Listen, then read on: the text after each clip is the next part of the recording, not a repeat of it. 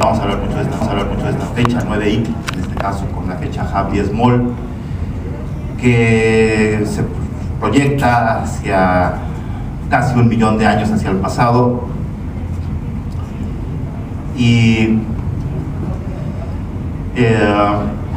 el texto es bastante, digamos, sugerente, aunque nos puede despertar algunas dudas. Dice que en esa fecha ocurrió la primera recepción del Cahuil, porque así lo ordenó aparentemente una entidad que es la Xicuu, posiblemente una señora de la luna, y dos deidades más muy misteriosas, ¿no? Que es escrito 7. Yo aquí se puede restituir un elemento como este, un yo, que posiblemente es una forma de decir yol, Uk-Yol-Sip, posiblemente una entidad bien conocida, y una entidad gemela. Hay entidades mellizas, que posiblemente esta es una otra más, aparte de los grupos triádicos, digamos. Hay otros grupos de deidades duales o mellizas. El mismo Cahuil tiene en Kush-Yok-Kun una entidad melliza. Este es otro caso. Los dioses remeros son un ejemplo más de este. La fecha 9 que es muy importante en Palenque, es una fecha que marca tanto desde el tiempo primordial como en el tiempo histórico puntos de transición, de cambio, tanto del universo como de la historia, del señorío. Y por ejemplo, esta fecha de 9 y 10 Mol ahí tiene una muy interesante relación numérica con la entronización de este dios G1, porque hay por lo menos 2 generaciones de dioses G1, uno que yo le llamo aquí el viejo o el antiguo, en los cuales se completan en ambos eventos del tiempo mítico esos ciclos que ya no mencionaré uno por uno, pero también con el nacimiento de ese dios G1 de la era, después de la era, de la fecha era o de la era actual, en la que también la coincidencia con el 9 IC vuelve a tener, digamos, cierta relevancia en cuanto a los periodos que se completan, rituales o astronómicos, o con la entronización de la entidad Muguan-Mat, o en otro día 9i, que esta vez en 0 Sac, y que también está relacionado con G1 porque esta entidad Muguan-Mat, esta es, digamos, la entidad que crea o que progenitora del G1 que nació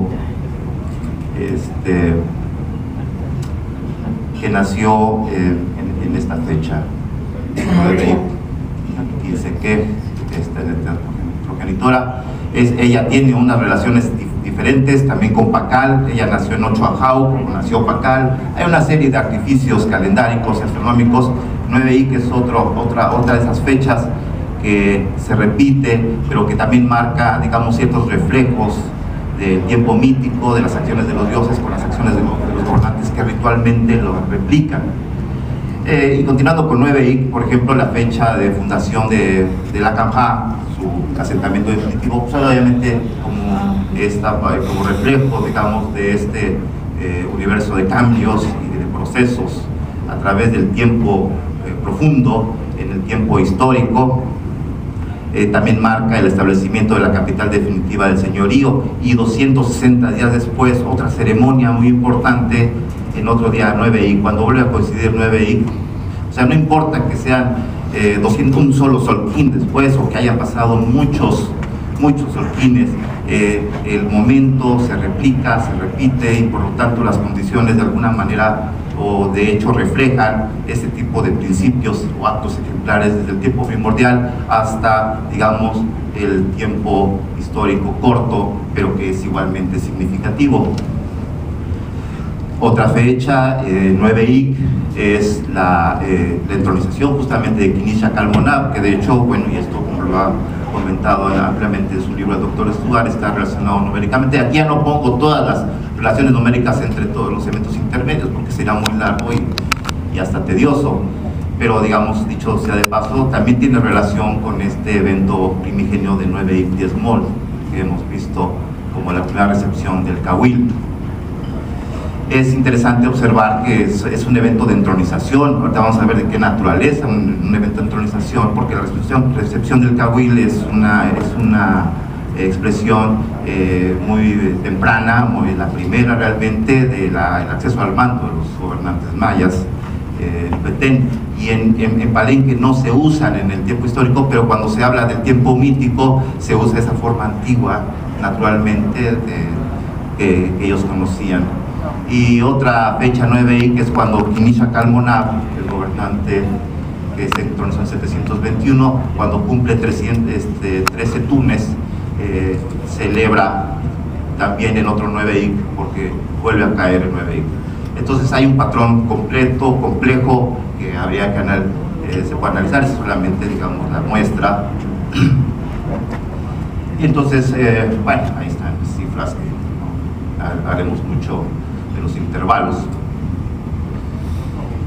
Y volviendo a la descripción del tablero del templo 14, observamos que 11 años después de la recepción del Cahuil ocurre un evento que es aparentemente una especie de suceso de fortalecimiento de Sacpac-Nachapac, que es el Huay, porque los dioses también tenían protectores de esta naturaleza, de Cahuil. Recibe, o sea, a la serpiente, el dios Bolirocté, relacionado con la guerra. Esto ocurrió en un lugar bastante misterioso, no se sabe este glifo qué es, pero quizás pueda leer de Tab, quizás sal, no sal, sino salina, en fin. También está replicado en el texto de la escena del tablero, pero ahí se dice que este fortalecimiento de la serpiente fue ordenada por Bolirocté y que ocurrió en el norte.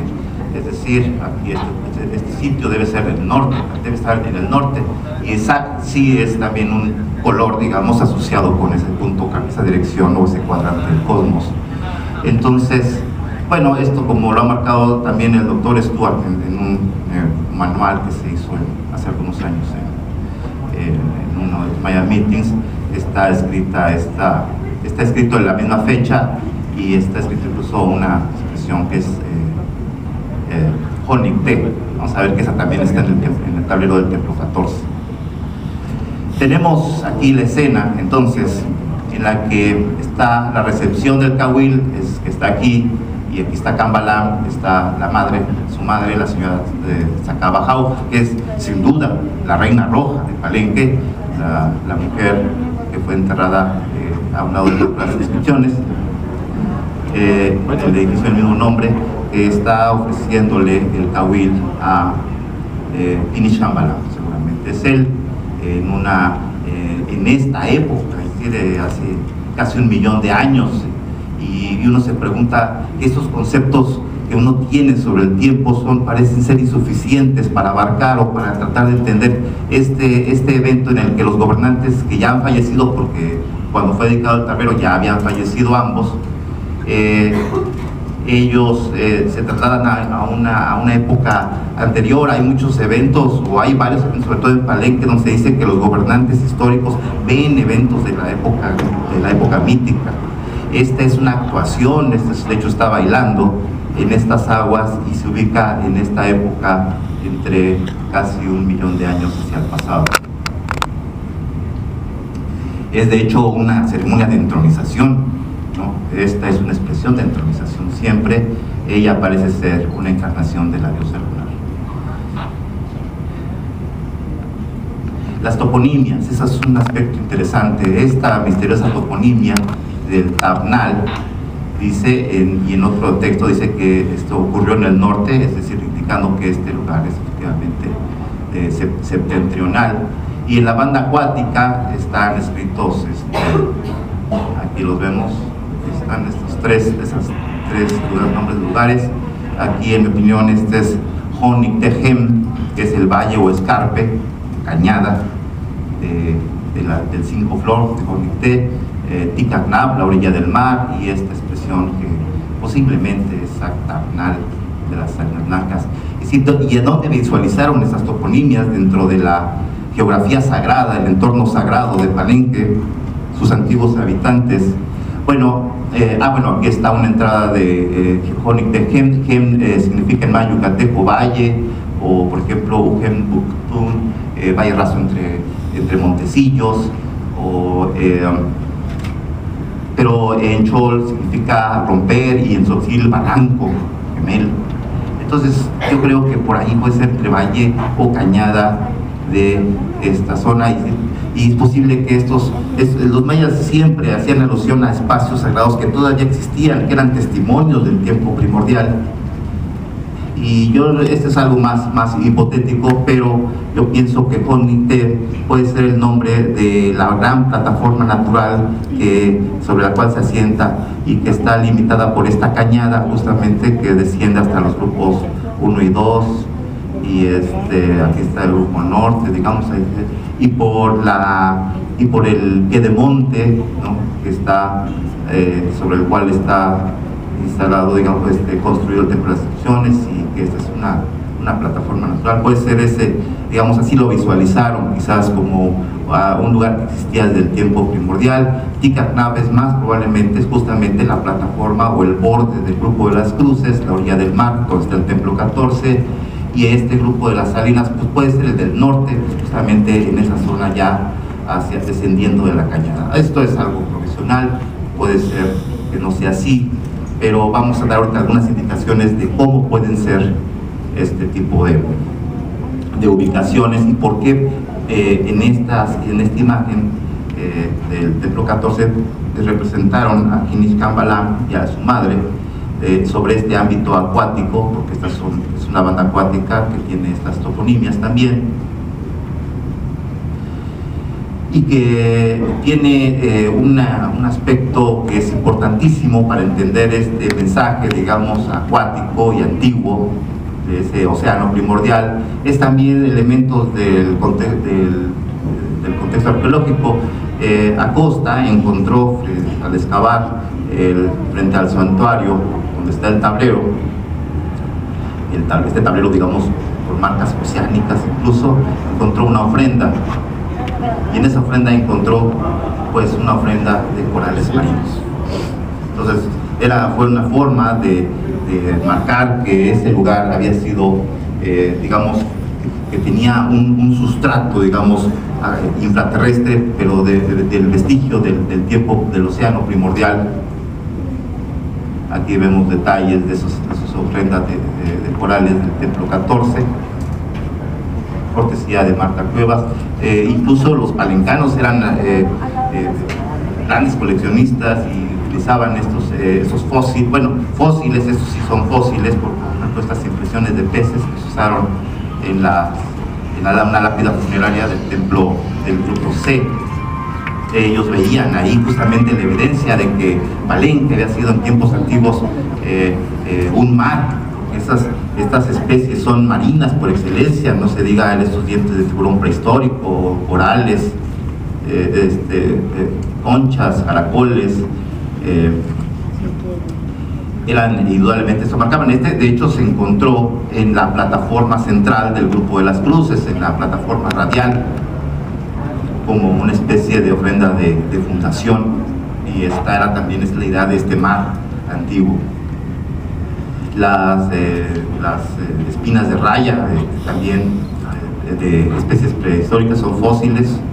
También recuerdan esas representaciones tan obsesivas de las espinas de raya como elementos del sacrificio, en este caso del tablero del trono del templo 21.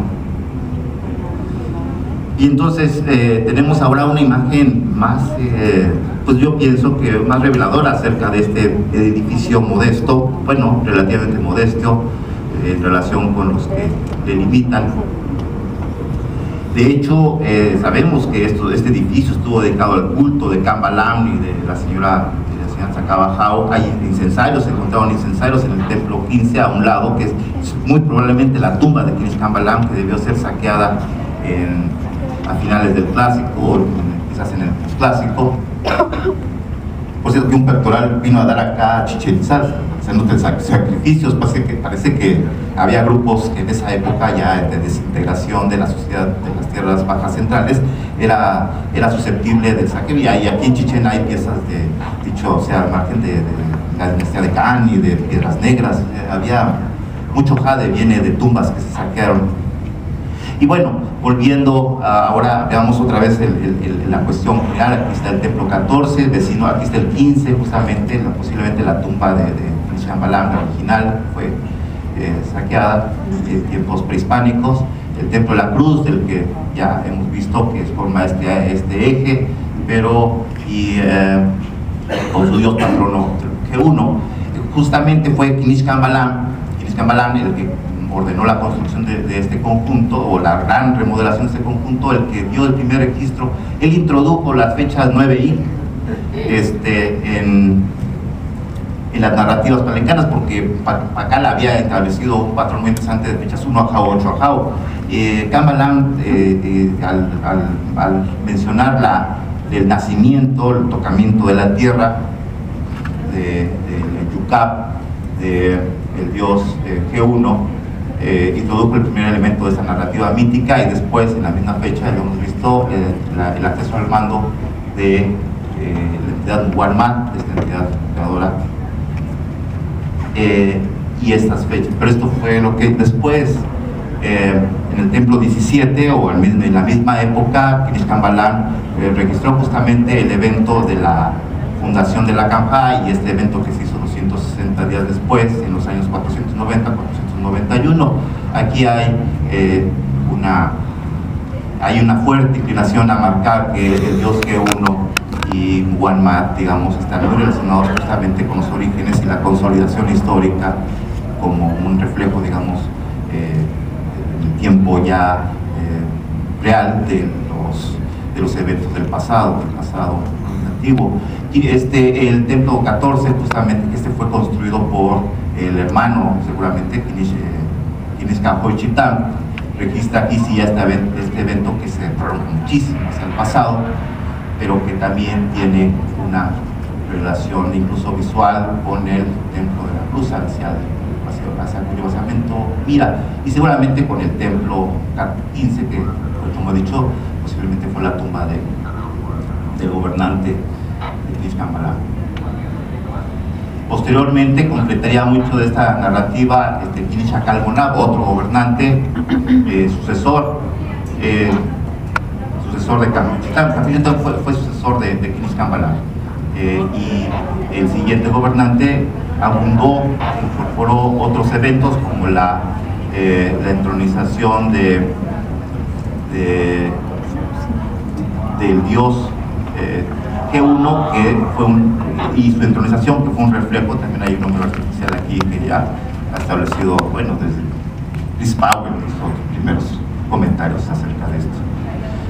Entonces, tenemos con que la fecha 9i tiene una distribución y una asociación con eventos a lo largo de esta zona del Chanchén de Palenque, y que está permeando distintas épocas, distintos gobernantes, y el espacio y el tiempo también son parte de la misma dimensión, digamos, son del mismo aspecto. El arreglo de registros, la identidad de los templos, las características de las deidades están integradas también con este patrón de fechas 9i. De hecho, la relación tan fuerte de los gobernantes mayas, sobre todo de estos tres gobernantes, está muy bien atestiguada. Quinichcambalán, quien introdujo este esquema de fechas, de la fecha Sol y 9i, se personificó, conocemos justamente esta imagen del pectoral de aquí, del cenote de los sacrificios, pero el texto mexicano no deja dudas que es Quinichcambalán, con su tocado de agarza, que justamente es ese emblemático, representativo de la deidad G1, que lo tiene como un rasgo icónico particular. Canjochitán, en el trono del río, también se representó como, también se identificó con G1, aquí lo vemos, y con la garza, el pescadito, que también abonó, digamos, que Canjochitán en esa narrativa del 9i. Y obviamente Quinichacalmonab también se se representó como el dios G1 y también fue digamos, fervoroso, registró con fervor, digamos, estas fechas en este emblemático día Solquín.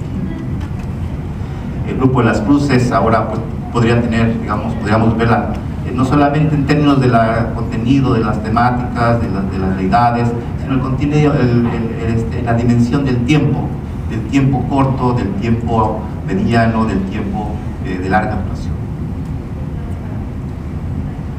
En las fechas 9I, esos arreglos de fechas, Solquín, 9I también hay, lo decía, de las fechas 1 Ajao, 8 Ajao en Palenque, que estableció Kinish Pacal y que otros descendientes desarrollaron. Es parte de otro arreglo, pero que también tiene relaciones con el arreglo y el conjunto de fechas 9I. Y todas estas contribuciones, digamos, este aspecto calendárico que también se ha dejado un poco de lado. Me parece que después de las contribuciones de la epigrafía calendárica ya no importaba tanto si era tal fecha o eso, sino que lo importante era realmente el contenido de los textos, pero los lapsos, los tiempos, son parte también de un mensaje y de un contenido que no está explícito, pero que se puede detectar y que se puede analizar a partir de esos lapsos, y eso engrana muy bien con la naturaleza de las narrativas, con la orientación del discurso, con las intenciones de las dinastías, por crear justamente esta imagen de un mundo primordial del cual el señorío en el tiempo histórico era un reflejo perfecto. Era un reflejo perfecto porque el tiempo y los ciclos y los lapsos acababan por coincidir y formaban simetrías y reflejos que no tenían equivocación. Muchas gracias.